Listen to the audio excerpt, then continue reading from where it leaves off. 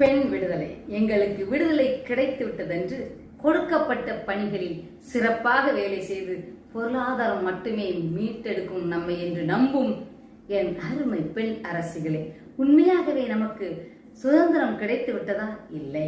அதிகார மையங்களில் நாம் அமர முடியுமா? இல்லை. அதிகார மையங்களில் இருப்பவர்களுக்கு நாம் ஆலோசனை சொல்ல முடியுமா? சொன்னால் அவர்கள் கேட்பார்களா? பெண் விடுதலை என்றால் என்ன? ஒரு பெண்ணுடைய விடுதலை மட்டுமல்ல, பெண் விடுதலை என்பது இந்த நிலத்தின் விடுதலை. பெண் எனும் பேராளுமைகள் உருவாகாமல் விடுதலை சாத்தியமில்லை.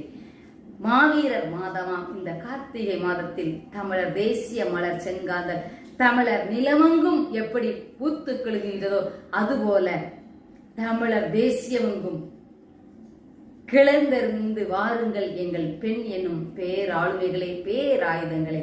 நம் விடுதலையே நம் தேசத்தின் விடுதலை, நம் இனத்தின் விடுதலை, நம் மொழியின் விடுதலை.